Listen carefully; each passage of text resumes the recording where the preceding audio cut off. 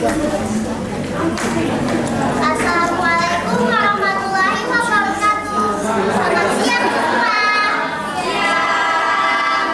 Perkenalkan, nama saya Alifah Nurfalin Fitriya Rabbani. Saya akan membawakan cerita Dampu Awang yang diterbitkan pada tahun 1979 dan penulisnya adalah Ence Muhammad Iskandar. Cerita Dampu Awang. Cerita Dampu Awang merupakan cerita rakyat di daerah tepi Sungai Mahakam, Kalimantan, yang mengisahkan tentang seorang anak miskin lalu menjadi kaya, tetapi akhirnya ia mendapatkan hukuman karena ia durhaka kepada ibunya. Kisah ini juga menjelaskan tentang asal-usul burung bernaul yang dipercaya sebagai jelmaan Dampu Awang. Mau dengar cerita selanjutnya?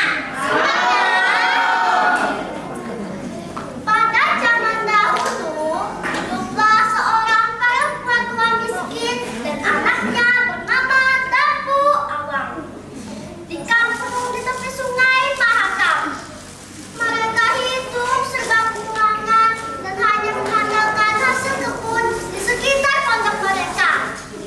Suatu hari, kapal air besar, mewah, megah, bernama Jung. Pemilik Jung itu adalah saudagar yang sangat kaya raya. Dampu Awang pun tertarik untuk melihat kemewahan kapal serta tertarik untuk bekerja dengan saudagar itu. Sebelum berangkat, ia meminta restu kepada ibunya. Bu, bolehkah bekerja dengan saudagar itu? Sebenarnya sang ibu merasa berat hati karena tak mau berpisah dengan anak satu-satunya. Tetapi akhirnya diizinkan oleh ibu Dampu Awang.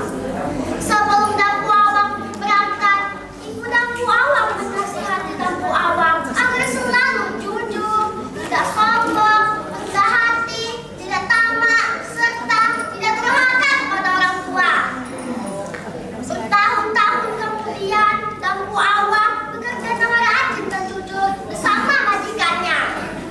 Karena sifat baiknya, Dampu Awang mendapatkan kepercayaan besar dari majikannya. Suatu hari, majikannya berkata, "Nak, kamu sudah sangat rajin bekerja denganku. Maukah kau menikah dengan putriku?" Setelah itu, Dampu Awang menerima untuk menikah dengan putri saudagar. Bertahun-tahun setelah mereka menikah, Dampu Awang kini berubah. Ia menjadi kaya raya, menikah dengan putri saudagar, dan dipercaya mengelola usaha mertuanya. Setelah ia sukses, Dampu Awang mengajak istrinya kembali ke kampung halamannya. Ibunya yang sudah sangat tua bahagia mendengar anaknya ingin pulang ke kampung halamannya. Sampailah juga kampung halaman Dampu Awang. Ibunya menaiki jung itu, kemudian bertemu dengan salah satu anak buah kapal. Kemudian ibu Dampu Awang bertanya, "Nak, siapakah pemilik jung ini?"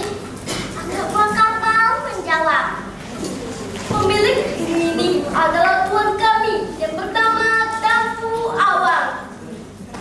Ibunya sangat bahagia mendengar anaknya disebut. Ibunya pun meminta izin kepada anak buah kapal untuk bertemu dengan anaknya. Tetapi tidak dibolehkan. Namun karena merasa kasihan, anak buah kapal itu menemui tuannya. "Tuan, di luar ada perempuan tua miskin yang mengaku tuan adalah anak kandungnya."